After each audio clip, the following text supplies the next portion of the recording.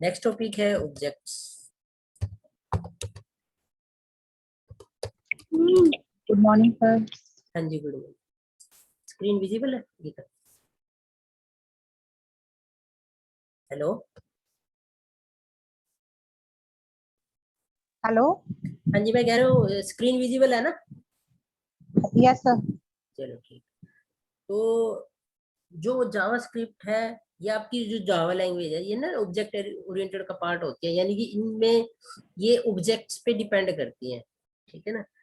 तो यानी कि ऑब्जेक्ट्स का रोल बहुत है इनमें। जो आप कोई प्रोग्राम लिखते हो तो ऑब्जेक्ट्स इनबिल्ट भी होते हैं, आप अपनी तरफ से भी बना सकते हो। ठीक है ना?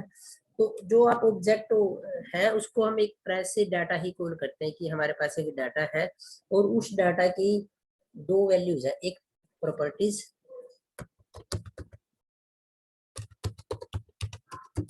And second methods. ठीक है ना? यानी कि अगर आपने कोई ऑब्जेक्ट यूज किया है, एक उसकी प्रॉपर्टीज होंगी, एक मेथड्स। ये यूजर डिफाइन भी हो सकते हैं, इनबिल्ट भी हो सकते हैं। डिपेंड करता है कि अगर हमारी नीड है तो हम डिफाइन भी कर सकते हैं, और अगर हमने इनबिल्ट के बहुत सारे ऑप्शन होते हैं हम उनको भी यूज कर सकते हैं। ठीक है ना? अब एग्जांपल लेते हैं कि प्रॉपर्टीज क्या होती है और मेथड्स क्या होते हैं। प्रॉपर्टीज होती है वैल्यू जो से रिलेटेड होती है, यानी कि ऑब्जेक्ट्स के साथ एक वैल्यू एसोसिएटेड है, वो हमारी प्रॉपर्टीज है। ठीक है ना? जो उसकी कैरेक्टरिस्टिक्स को बताती हैं। ठीक है? और मेथड्स क्या होते हैं? जो फंक्शन का टास्क है, जो ऑब्जेक्ट परफॉर्म कर सकता है। ठीक है ना? वो उसका क्या है? मेथड है। जैसे फॉर एग्जांपल एक कार है, तो कार का जो जैसे नेम हो गया, मॉडल हो गया, कलर हो गया, वो उसकी प्रॉपर्टीज है ना।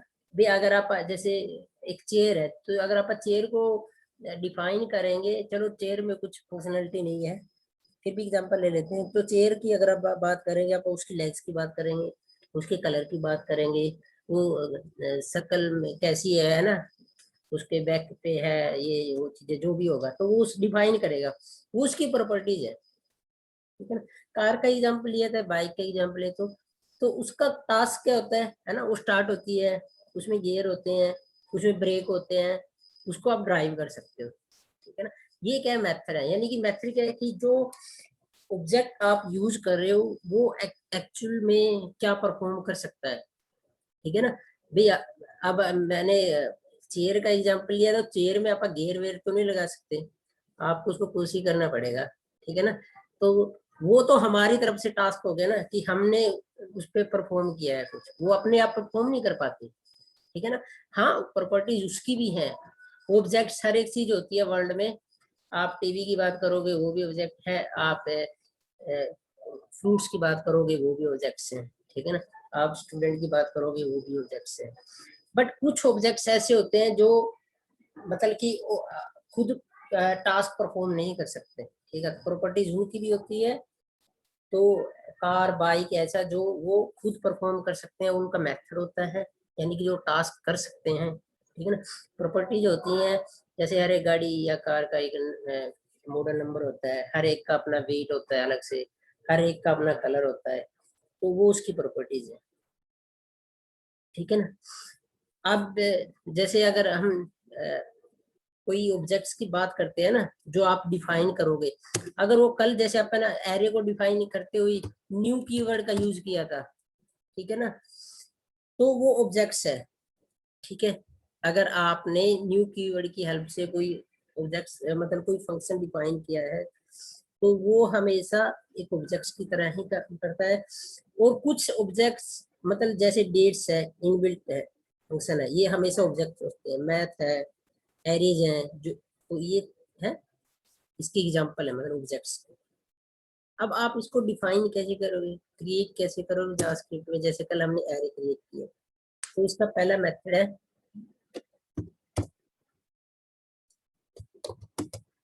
By object return. ठीक है?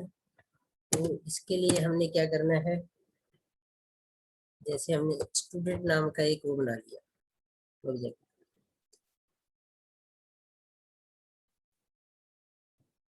ये अभी हम सिंपल बना रहे हैं, इसमें न्यू कीवर्ड नहीं यूज किया हमने। ठीक है ना?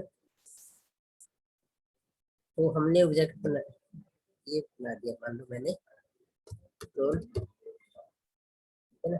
रोल क्या है, इसकी प्रॉपर्टी है, रोल नंबर कह लो आप, 1 रोल नंबर दे दिया। फिर अगली प्रॉपर्टी मान लेते हैं इसका नेम, नेम आपने दे दिया, कोई भी दे दो,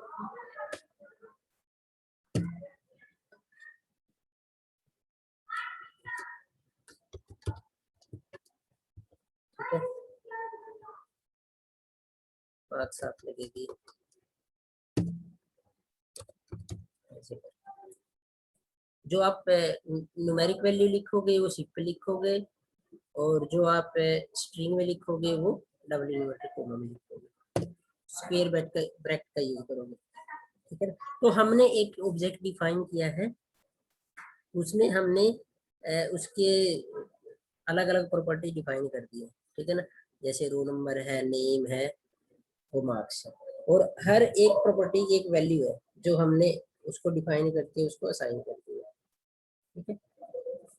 जैसे कल हमने एरे को या कोई और वैल्यू को प्रिंट कराया था, अगर आपने ऑब्जेक्ट्स की वैल्यू को प्रिंट कराना है तो डॉक्यूमेंट डॉट राइट,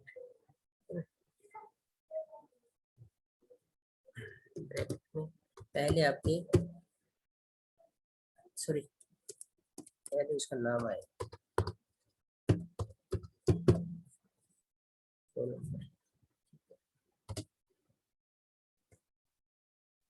अब आपने स्पेस देना है तो कल का जो हमने सेम यूज किया था, आगे डॉट,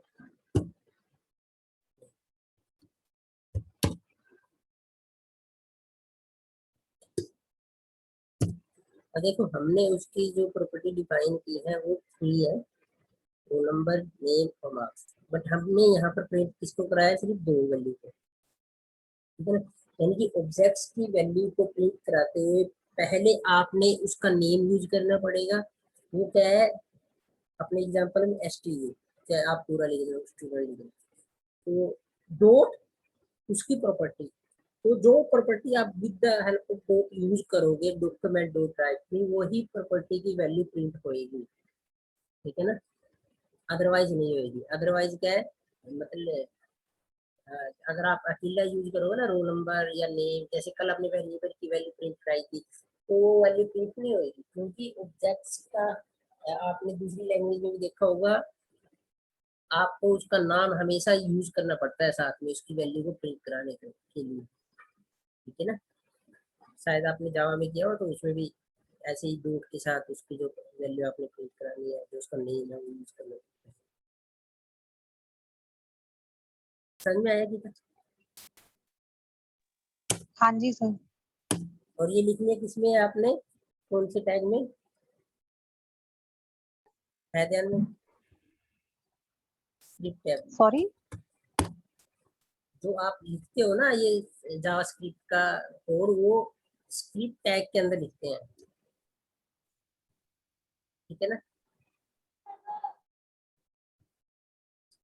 कल जो हमने प्रोग्राम दिखाया था मैंने, उसमें भी ऐसे लिखा हुआ था, यानी कि आप जावास्क्रिप्ट का जितना प्रोग्राम लिखोगे, जो सिंटैक्स लिखोगे, वो स्क्रिप्ट टैग में होगा। स्क्रिप्ट टैग कहाँ से कहाँ काम कर रहे हैं अपने एग्जांपल में, यहाँ से लेके यहाँ तक। अगर आप ये यूज नहीं करोगे तो जावास्क्रिप्ट का कोड एग्जीक्यूट नहीं होएगा, आपको आउटपुट नहीं दिखाई देगा, ठीक है ना, ये रूल है।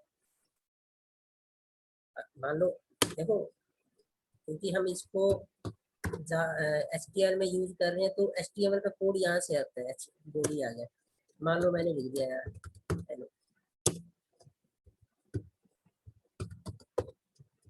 अब मैं क्या करता हूँ, यहाँ ये भूल जाते हैं हम कि हमने इसको बंद नहीं किया, तो क्या होएगा, ये हेलो तो प्रिंट हो जाएगा क्योंकि ये तो सिंपल HTML का टैग है, कोड है। तो स्क्रिप्ट वाला कोड, क्योंकि वो पेड टैग है, पेड टैग को हमेशा बंद करना पड़ता है। तो बंद कैसे करते हैं, जहां पर आप उसको बंद करना चाहते हैं वहां पर उसको क्लोज कर दो, क्लोज करने के बाद ही वो काम करता है, वैसे काम नहीं करता वो, ठीक है ना। ये रूल है, जो टैग पेयर्ड है बाय डिफॉल्ट में, you have to close that tag, ठीक है ना। अगर आप उस टैग को क्लोज नहीं करोगे तो उसका इफेक्ट आपके वेब पेजेस पे शो नहीं होएगा, ठीक है ना। क्योंकि नीचे हमने बॉडी टैग बंद कर दिया है तो हेलो प्रिंट हो जाएगा, ऊपर वाला आपने बंद नहीं किया तो वो ऐसे ही मतलब उसकी प्रोसेसिंग तो हो जाएगी, वेब ब्राउजर उसको चेक तो करेगा बट उसका आउटपुट आपको दिखाई नहीं देगा। ये है कि जब हम ऑब्जेक्ट्स को with the help of little एक सिंपल वे में, लिटिल में आप ये याद रख लो कि इसको सिंपल वे में डिफाइन किया जाता है, ठीक है ना। दूसरा है कि आप उसको यूजिंग न्यू कीवर्ड, जो मैंने पहले भी बताया था कि हम with the help of new keyword भी उसको डिफाइन कर सकते हैं। वो कैसे, चलो मैं स्क्रिप्ट लिख ही देता हूँ।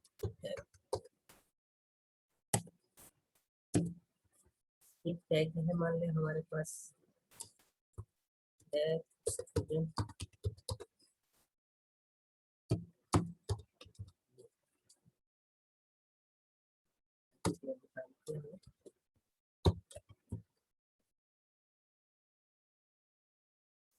देखो इसको यूज करने का मेथड थोड़ा अलग है। अब इसमें ऑब्जेक्ट का नाम क्या है, तो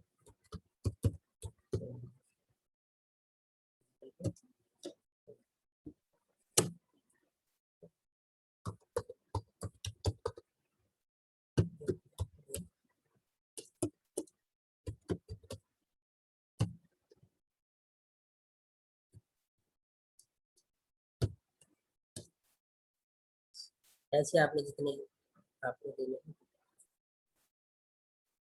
अब आपने क्या करना है, वैल्यू को प्रिंट कराना है, अपना डॉट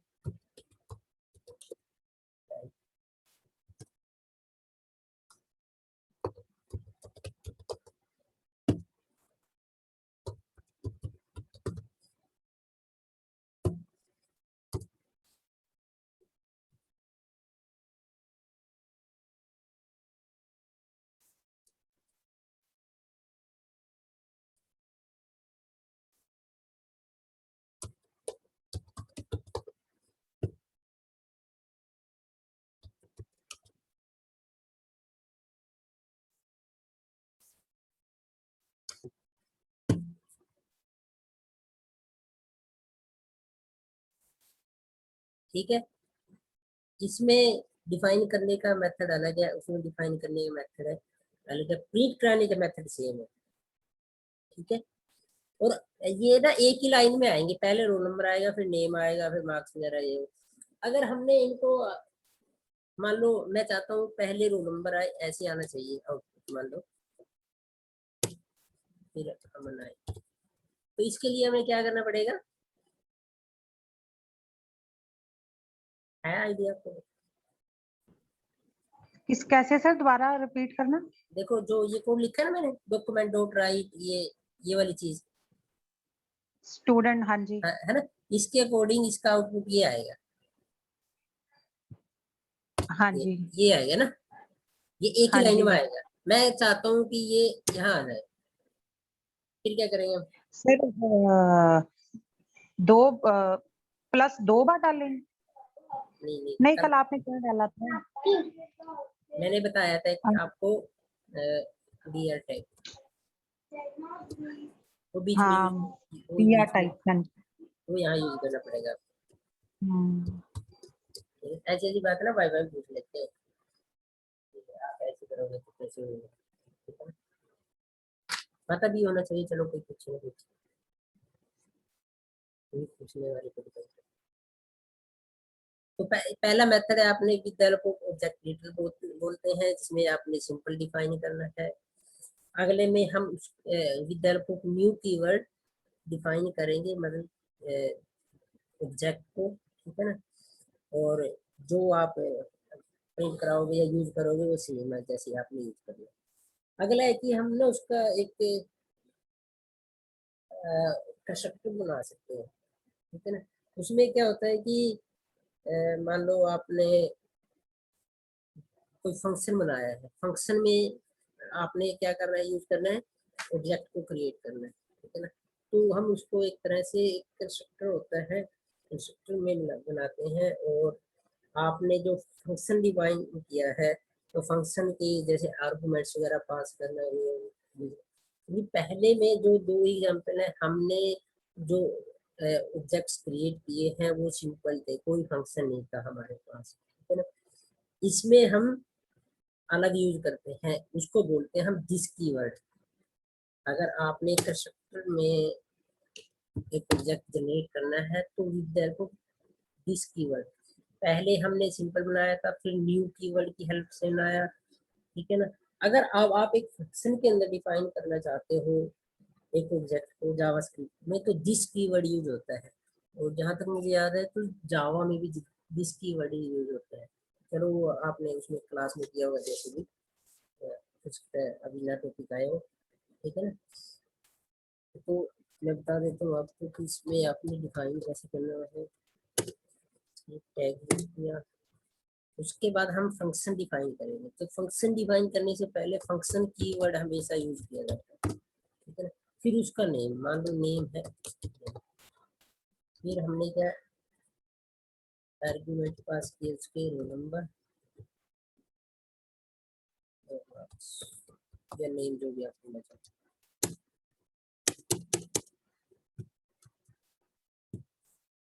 फिर कर्ली ब्रेसेस स्टार्ट होती है, ब्रैकेट स्टार्ट होती है। अब मैंने बताया था कि दिस कीवर्ड का यूज किया जाएगा, तो this dot to number equal to क्या है, this dot name equal to,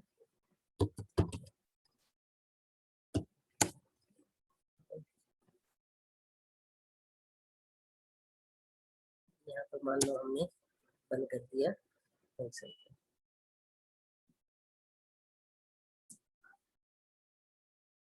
अब हमने क्या करना है, जो ये ऑब्जेक्ट्स बनाया है उसका एक तरह से इंस्टांस क्रिएट करेंगे, ठीक है ना।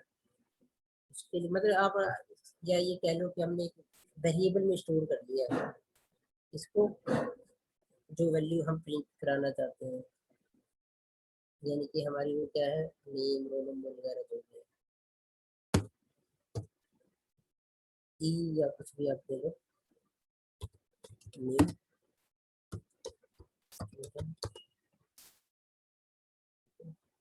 ये क्या है स्टूडेंट, यहाँ पर फंक्शन का नेम। आगे हमने क्या किया, उसकी वैल्यू एंटर करा, मान लो हमने मार्क्स डाल दिया,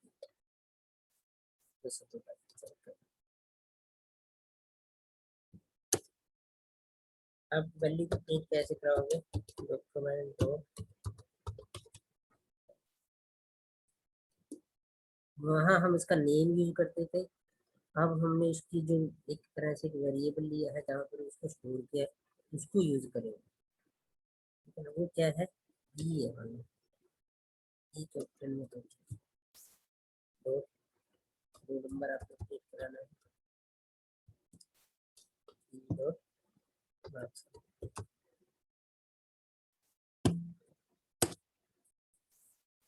तो ये डिफरेंस है एक सिंपल बल्कि विकल्प किस कीवर्ड, अगर आप एक फंक्शन के अंदर एक ऑब्जेक्ट को डिक्लेयर करते हो तो उसका रूल अलग है, उसको लिखने का सिंटैक्स अलग है, सिंपल आपने लिखना है उसका अलग है, और ऑब्जेक्ट कीवर्ड के साथ लिखना है।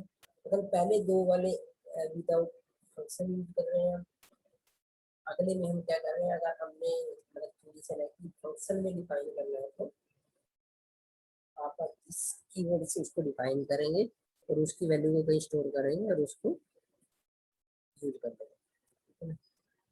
तो ये डिफरेंस है कि अलग अलग वे में हम ऑब्जेक्ट्स डिफाइन कर सकते हैं। आगे है बिल्ट इन ऑब्जेक्ट्स।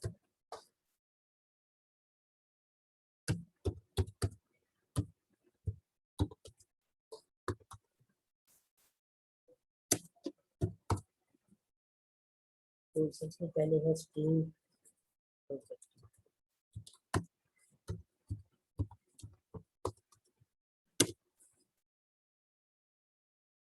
क्या होता है?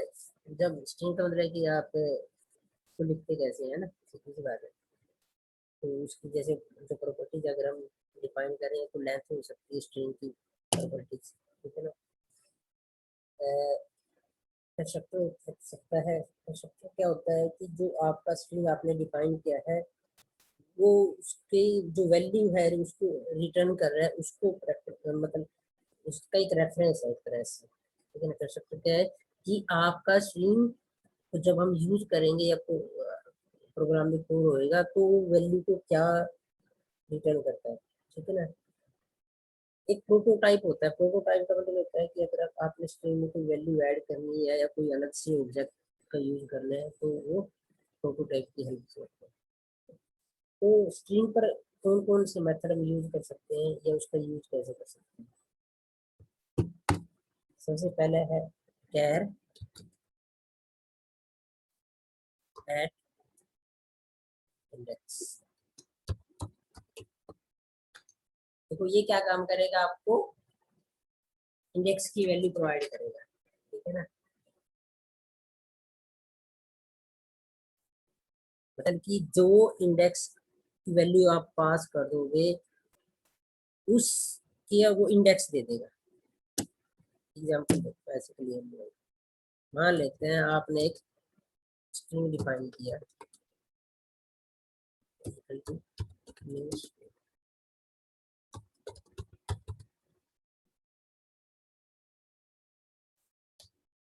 उसमें लिखा है अपने जावास्क्रिप्ट स्ट्रिंग है तो डबल इन।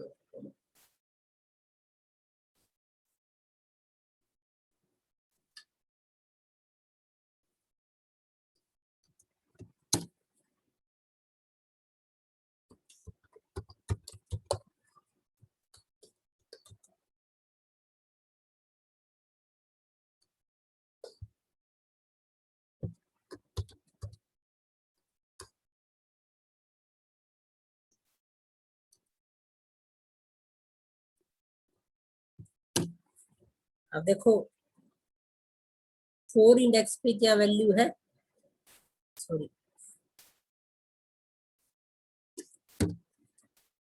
मैं एस को प्रिंट कराना चाहता हूँ। 4 इंडेक्स पे क्या वैल्यू है एस, तो एस प्रिंट हो जाएगा। तो डॉक्यूमेंट डॉट राइट जावास्क्रिप्ट में प्रिंट कराएगा, इंडेक्स वैल्यू चेक करेगा। गीता समझ में आया कि मैंने क्या डिफरेंस बताया कि क्या वैल्यू प्रिंट कराना चाहते हैं? हाँ जी सर, यानी कि करेक्टर जो 4 नंबर पे होगा उससे हाँ नेक्स्ट उठाए। नहीं नहीं 4 का ही उठाएगा। 4 ही और है, कोई जीरो से स्टार्ट होएगा ना, कल बताया था मैंने इंडेक्स की वैल्यू जीरो से हाँ स्टार्ट। जी, हाँ जी, तो ठीक है। एस का मतलब वैसे तो 5वां नंबर है वो, ठीक है। हाँ जी, बट 0 से उठाए। हाँ पर जीरो से इंडेक्स हमेशा जीरो से स्टार्ट होता है, तो 0 1 2 3 4 5 4 सॉरी 4, तो 4 का मतलब कि 5 नंबर में एस। यानी कि हम अगर चाहे स्ट्रिंग की कोई value with the index value उसकी फाइंड आउट कर सकते हैं। यानी कि अगर आपने अपनी स्ट्रिंग में ये देखना है कि इस इंडेक्स पर कौन सी वैल्यू है तो वो आप प्रिंट करा सकते हो, ठीक है ना। ये एक उसकी प्रॉपर्टीज कह सकते हो या हम उस पर एक ऑपरेशन लगा सकते हैं, ठीक है ना। आगे है कि कंकैटिनेशन। कंकैटिनेशन होता है जोड़ना, कंकैट करना, है ना, दो वैल्यू को। उसके लिए इसका फंक्शन होता है CONCAT।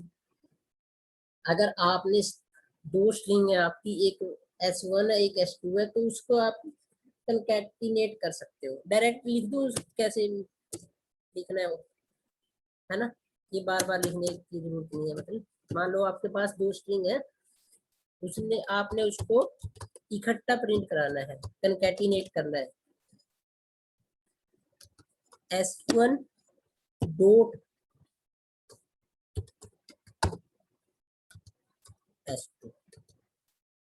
अगर आपके पास दो स्ट्रिंग है, एक S1 है एक S2 है, और आपने उनको इकट्ठे प्रिंट कराना है तो आपको उसको कंकैटिनेट करना पड़ेगा, है ना। कंकैटिनेट करने के लिए जो इसमें इनबिल्ट मेथड है आपका ऑब्जेक्ट्स है, तो वो क्या है, जो स्ट्रिंग ऑब्जेक्ट है ये, ठीक है ना, जो हमें सिर्फ स्ट्रिंग पे ये अप्लाई होगा, आप इसको इंटीजर पे अप्लाई नहीं कर सकते, ठीक है ना। सर ये फार्मूले एक्सेल में यूज होता है ना, कंकैटिनेशन, किसमें? एक्सेल में, हाँ उसमें भी होते हैं, उनमें भी होते हैं। है ना। हाँ। तो इस मतलब जो कोई वैल्यू को जोड़ के आपको यूज करना है एक तरह से, मतलब कि आपने ओवरराइट भी नहीं कराना।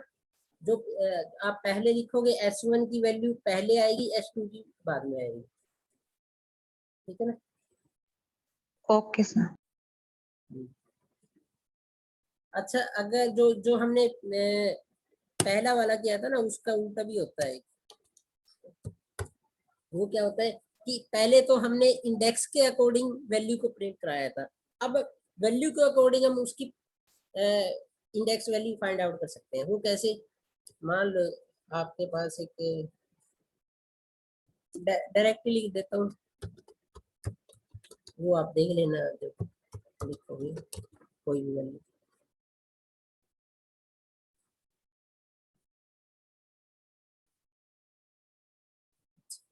पहले आपने इसको कैलकुलेट करना पड़ेगा। मान लिया आपके पास एक वेरिएबल है एन, S1 एक कोई S1 कोई स्ट्रिंग है, ठीक है ना, डॉट इंडेक्स ओ, ये ओ कैपिटल डाला है ना मैंने, तो आपने ओ कैपिटल ही डालना है। जैसे यहाँ पर मैंने ए कैपिटल डाला है, तो ए कैपिटल ही डालना है, ठीक है ना। उसका रीजन है क्योंकि ये इनबिल्ट है और डिफाइन किए हुए हैं, और ये केस सेंसिटिव लैंग्वेज है। जैसे जो चीज आप इनबिल्ट या आपने डिफाइन किया खुद, तो जिस फॉर्म में मतलब जिस आपने कैपिटल या स्मॉल लेटर यूज किया, तो वही आपने यूज करना है। तो मान लो मैंने इज लिख दिया, अपनी कोई स्ट्रिंग है S1, उसमें इज कोई अपना एक वो है, वर्ड है, ठीक है ना। तो हमने इज का इंडेक्स वैल्यू फाइंड आउट करनी है, ठीक है। अब वैल्यू कैसे प्रिंट होएगी, क्योंकि हमारी जो वैल्यू है ना वो कैलकुलेट होके एन के अंदर आ गई है, ठीक है। तो आप ऐसे क्या करोगे, देखो यहाँ ऐसे लिख दिया, दिस इज ट्रू, जैसे मैंने लिख दिया, तो ये क्या करेगा, ऐसे एक वैल्यू को प्रिंट कर देगा, है ना। समझ में आया ये ना? No sorry Geeta. Yes sir. अब हम क्या कर रहे हैं, कोई अल्फाबेट, कोई सिंगल भी आई भी लिख सकते हो आप यहाँ पर, ठीक है ना, एस भी लिख सकते हो, जो भी आपने लिखने लगा ये। और लेकिन जिसमें क्या होता है, इसमें ब्लैंक स्पेस भी काउंट होता है, जिसके बाद इसमें ब्लैंक स्पेस भी है, तो ब्लैंक स्पेस भी काउंट करके आपको वैल्यू देगा, ठीक है ना। तो जिस पर इंडेक्स वैल्यू उसकी होगी इज की, वो आपकी आ जाएगी, या आई की या एस की, आपने अगर अलग अलग को निकाल। दूसरा इसका जो ये है, टू लोअर केस का आप यूज कर सकते हो।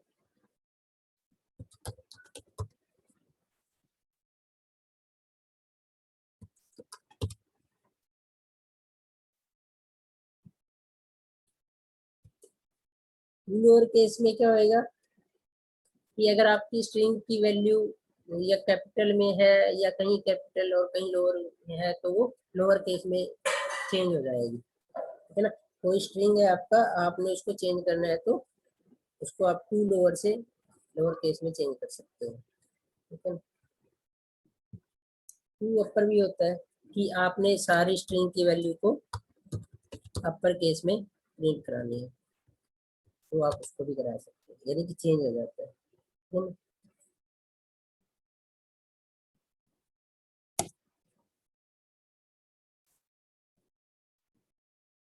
एक होता है इसका स्लाइस नाम का ऑब्जेक्ट, ये आपको टुकड़ों में वैल्यू देता है, जैसे बिगिन, इंडेक्स और एंड इंडेक्स।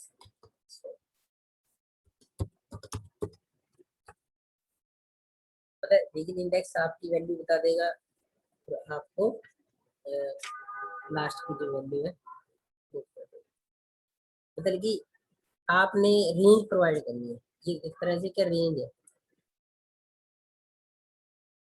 एग्जाम्पल लिख देता हूँ, कैसे करेगा ये आपकी वैल्यू प्रिंट।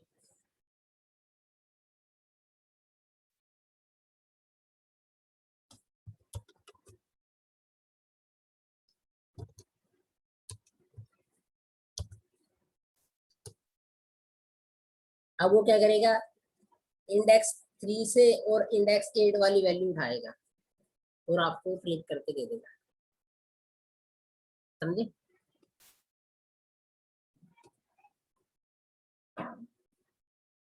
मान लो मैं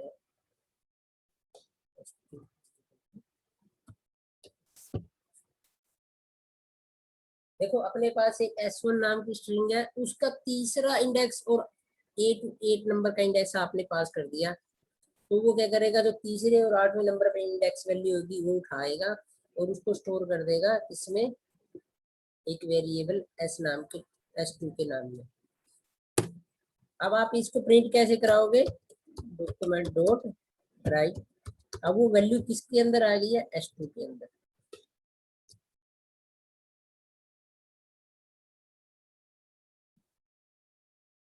ठीक है।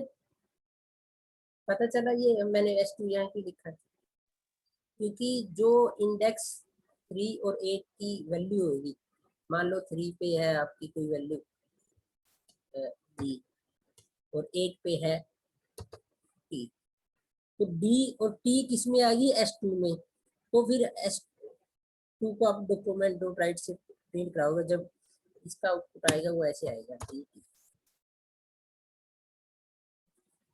है। Okay sir.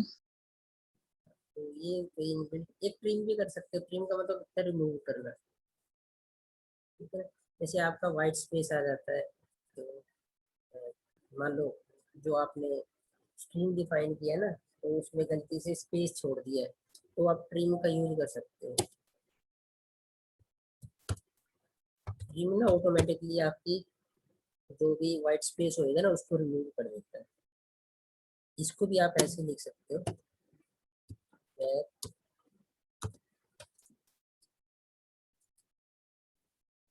S1 dot, S1 कोई स्ट्रिंग है तो उसकी वैल्यू को वो ट्रिम कर देगा, ठीक है ना। ट्रिम करने का मतलब है कि उसके लेफ्ट में राइट में अगर कोई वाइट स्पेस छूट गया है आपसे उसको डिफाइन करते हुए, तो वो उसको प्रिंट कर देगा। अब इसको, इसमें फिर वो वैल्यू को प्रिंट कैसे कराएगा, डॉक्यूमेंट डॉट राइट S2, ठीक है ना।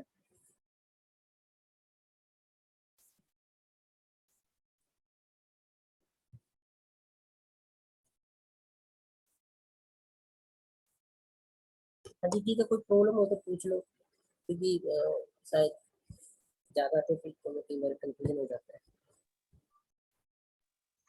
सर जो ये लास्ट में आपने ये जो हम्म करवाए हैं ये क्लास में, हम्म जैसे इसको कोई भी प्रोग्रामिंग कर रहे हैं जावा में, तो हम्म, ये इनबिल्ट है, इसको एज इट इज करेंगे तो हो जाएगा, चलेगा प्रोग्राम। हाँ हाँ जी, हाँ जी।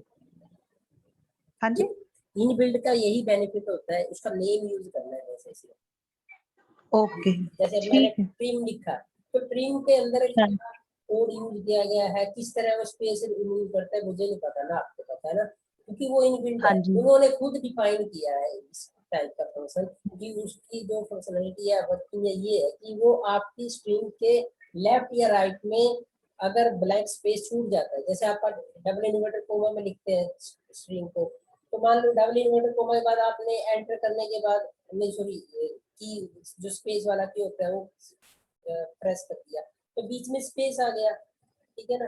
तो या फिर आपकी स्ट्रिंग में वैसे कई बार स्पेस छूट जाता है, हमसे एंटर हो जाए ये वो कुछ, टैब प्रेस हो जाए, तो वो क्या होता है, एक्स्ट्रा स्पेस आ जाता है हमारी स्ट्रिंग के अंदर।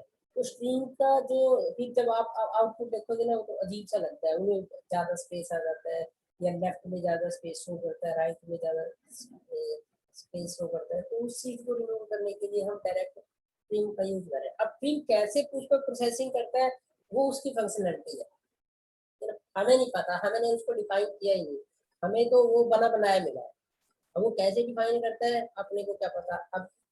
अब वो था अपर केस में कन्वर्ट करने वाला है, तो वो खुद की उसकी फंक्शनलिटी है उस ऑब्जेक्ट की, कि जो आपने स्ट्रिंग पास किया वो उसको एक एक को चेक करता है वन बाय वन अल्फाबेट, और उसको अपर केस में या टू लोअर केस जो भी आपने यूज किया है उसको चेंज करता रहेगा। आपको नहीं पता कि उसने क्यों कैसे किया है, कैसे उसने कंपेयर किया है। पहले वो कंपेयर करता है ना, कि मान लो जो पहले इंडेक्स में जो वैल्यू आई अगर वो अपर है तो उसको एज इट इज यूज कर देगा, अगर वो लोअर में है तो वो उसको अपर में चेंज कर देगा, है ना, चेक करता रहेगा वन बाय वन। लेकिन उसमें अंदर क्या कोडिंग की गई है वो हम देख से नहीं सकते, क्या उन्होंने लॉजिक लगाया। इनबिल्ट में ये होता है, जस्ट नाम यूज करना होता है, हमें नाम का पता होना चाहिए एग्जैक्ट, तो नेम उसका मतलब कोई भी प्लेटफॉर्म कोई भी लैंग्वेज है जो सपोर्ट करती है। हाँ जी बेटा बोलो।